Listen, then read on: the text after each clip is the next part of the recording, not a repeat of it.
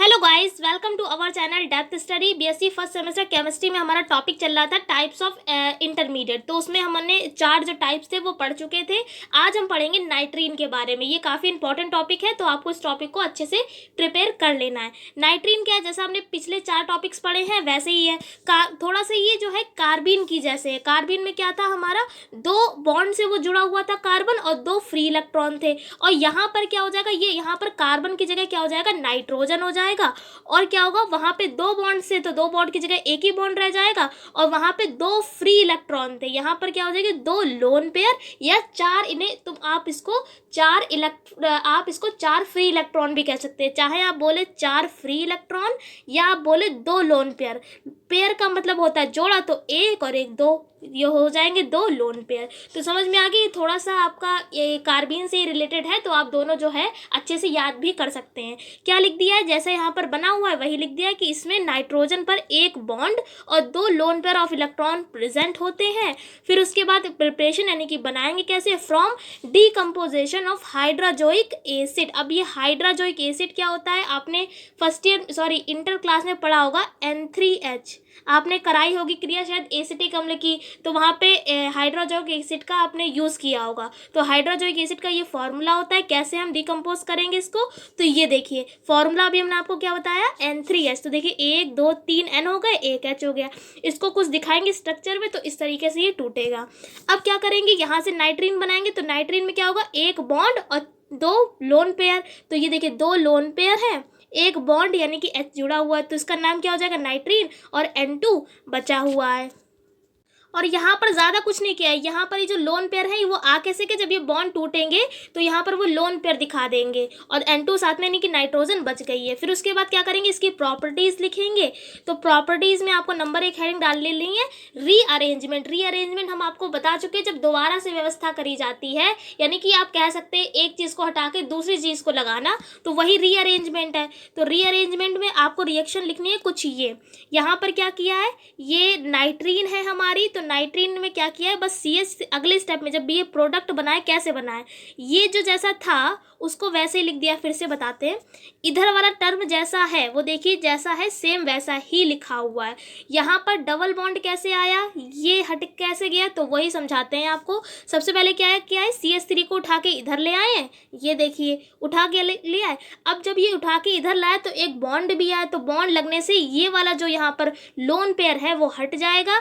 एक lone pair इस bond को इसमें आ जाएगा, और एक जो फ्री इलेक्ट्रॉन है वो हमारा यहाँ पर डबल बॉन्ड कर देगा। ठीक है, फिर से एक बार बता देते हैं। यहाँ पर क्या किया है, ये वाला जो टर्म था उसको आपको वैसे ही लिख लेना है। बस ये वाले जो दो यहाँ पर जो लोन पेयर ऑफ इलेक्ट्रॉन है उसको क्या किया, एक जो फ्री इलेक्ट्रॉन है उसने CH3 को जब हम इधर लाए वो बॉन्ड बन गया, और जो एक इलेक्ट्रॉन है वो यहाँ पर डबल बॉन्ड बना लेगा। बस इतना सा किया है, और प्रोडक्ट का फॉर्मेशन यहाँ पर हो गया है। बाकी की 2 यहाँ पर जो एक लोन पेयर है वो वैसा ही रहेगा। उसके बाद जो सेकेंड हेडिंग आप डालेंगे प्रॉपर्टीज में, वो है एडिशन टू एल्कीन। एल्कीन क्या होते हैं, जो भी डबल बॉन्ड वाले होते हैं। तो क्या किया है भाई, डबल बॉन्ड वाला हमने ले लिया है, CH2 single double bond CH2। और ये क्या है हमारा, ये है नाइट्रीन। क्या है, नाइट्रीन। ये कैसे, बिल्कुल सेम ऐसे कार्बिन वाले में भी हमने कराया था। ये क्या बन जाएगा, ये साइक्लिक वाला बन जाएगा, कुछ साइकिल टाइप का। तो देखिए NH जैसा है, लिख दिया। जब ये हमारे लोन पेयर हटेंगे और ये CH2 आ जाएगा, लोन पेयर हटेंगे तो ये हमारा बॉन्ड जब ब्रेक होगा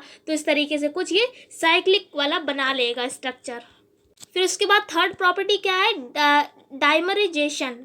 तो इसमें क्या करेंगे हम, डाइमर क्या होता है, जब भी 2 चीज़ें जुड़ती हैं। डाइमराइजेशन को पढ़ते हैं बहुलक, यानी जब भी 2 चीज़ें आपस में जुड़ेंगी वो डाइमर बनाएंगी। तो क्या किया है, एक ये है नाइट्रीन, एक ये है, क्या किया, बस दोनों को जोड़ दिया है। ये वाले जब बॉन्ड, ये वाले जब फ्री इलेक्ट्रॉन्स हटेंगे तो बीच में डबल बॉन्ड आ जाएगा। बस यही क्या बन जाएगा, डाइमर बन जाएगा। उसके बाद क्या करेंगे, इसका स्ट्रक्चर सेम जैसा कार्बिन के थे 2, एक सिंगलेट कार्बिन और दूसरा था ट्रिपलेट। ऐसे ही स्ट्रक्चर में यहाँ पर भी नाइट्रीन 2 टाइप्स की होगी, एक होगी सिंगलेट नाइट्रीन और दूसरी ट्रिपलेट नाइट्रीन। और वही सेम है कार्बिन वाले में, क्या था सिगलेट में, कि वो भी sp2 हाइब्रिडाइज था। यहाँ पर भी नाइट्रोजन जो होगा वो sp2 हाइब्रिडाइज्ड होगा, और 2 lone pair of electrons opposite spin sp2 hybrid orbital में प्रेजेंट होंगे। सेम, बस सब कुछ वही है, बस कार्बन की जगह क्या आ गया है, नाइट्रोजन आ गया है। यहाँ पर देखिए 2 अलग अलग इलेक्ट्रॉन है, दोनों अलग अलग इलेक्ट्रॉन जो है अलग अलग ऑर्बिटल में एक पेयर ऑफ इलेक्ट्रॉन जो है वो उपस्थित है। क्या थे? 4 थे हमारे फ्री इलेक्ट्रॉन। तो देखिए 2 ये आ गए, 2 ये आ गए, आप इसको कह सकते हैं 2 लोन पेयर भी। तो लिख दिया यहाँ पर PZ जो है वो वेकेंट होगा ऑर्बिटल, वेकेंट का मतलब है खाली। और लिख दिया है sp2 हाइब्रिड सिगलेट कार्बिन सिगलेट नाइट्रीन, और ये क्या है? डायामैग्नेटिक है। डायामैग्नेटिक का मतलब ये दोनों कैसे हैं? जोड़े में है, इसलिए डायामैग्नेटिक है।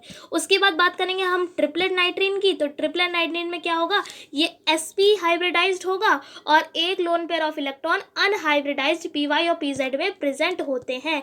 क्या करेंगे? एक जो जैसा है वो वैसे ही रहेगा, बस जो दूसरा वाला जो थे तो दोनों में एक जो पेयर में था वो टूट के एक एक रहेगा। ठीक है, यानी कि दोनों ऑर्बिटल में एक एक इलेक्ट्रॉन प्रेजेंट होगा। अब ये जोड़े में नहीं है तो ये क्या कहलाएगा? हमारा पैरामैग्नेटिक। और ये जो PZ और PY है वो कैसे होंगे? वेकेंट होंगे।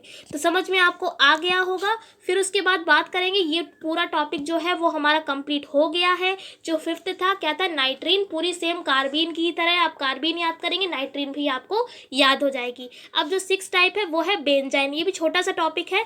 लिख दिया है कि एक एक्स्ट्रा पाई बॉन्ड के साथ बेंजीन को बेंजाइन कहते हैं। अब क्या आप इसको तो पहचानते होंगे, ये क्या है? बेंजीन है। अगर हम यहाँ पर एक बॉन्ड और लगा दें तो वो बन जाएगा बेंजाइन। तो वही लिख दिया कि अगर एक्स्ट्रा पाई बॉन्ड आ जाता है तो उस बेंजीन को हम क्या कहते हैं? बेंजाइन कहते हैं। फिर उसके बाद कि बेंजीन इंटरमीडिएट का extra pi bond 2 carbon atom के sp2 हाइब्रिड ऑर्बिटल्स की ओवरलैपिंग के कारण होता है। तो ये स्ट्रक्चर इस तरीके से कुछ बनेगा।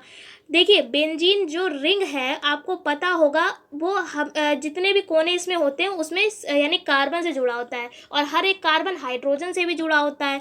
लेकिन यहाँ पर भी CH है, यहाँ पर भी CH है, ये तो आपको समझ में आ गया होगा। लेकिन यहाँ पर ये वाला जो CH है ये हटके एक ओवरलैपिंग कर लेते हैं। तो कुछ इस तरीके से ओवरलैपिंग करके यहाँ पर एक बॉन्ड का फॉर्मेशन हो जाता है। कौन सा बॉन्ड? पाई बॉन्ड का फॉर्मेशन हो जाता है। कब? जब ओवरलैपिंग होती है। तो लिख दिया है lateral overlapping of sp2 hybrid orbital.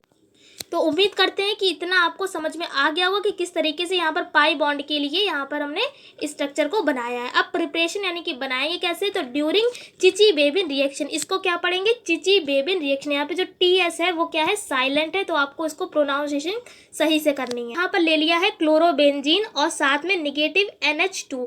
अब क्या किया है इसमें? यहाँ से H उठा के यहाँ पर जोड़ दिया है, तो यहाँ पर NH3 हो गया है, निगेटिव उठ के H की जगह पर आ गया, तो ये हमारा बन जाएगा Cl, और ऊपर यहाँ पर ऑर्थो पोजीशन पर नेगेटिव लग गया है। फिर से इसकी जब रिएक्शन करेंगे तो Cl नेगेटिव जो है वो अलग हो जाएगा और यहाँ पर एक बॉन्ड लग जाएगा। तो समझ में आपको आ गया होगा प्रिपरेशन ड्यूरिंग चिची-बेबिन रिएक्शन से। तो आशा करते हैं पूरा क्लास आपको अच्छे समझ में आ गया होगा। जो हमारे टाइप्स ऑफ इंटरमीडिएट जो चल रहे थे, जो 6, वो हमने पूरे कंप्लीट करा दिए हैं। आपको इनको अच्छे से याद कर लेने हैं। और सबसे ज़्यादा इंपॉर्टेंट जो 4 और 5th वाला था, कार्बिन और नाइट्रीन, बहुत ज़्यादा इंपॉर्टेंट है, आपको उसको छोड़ना नहीं है। कोई डाउट है तो वो नीचे कॉमेंट कर सकते हैं। इस क्लास में हम इतना ही रखेंगे। अगले क्लास में मिलेंगे अगले एक नए टॉपिक के साथ। तब तक के लिए जय हिंद, जय भारत।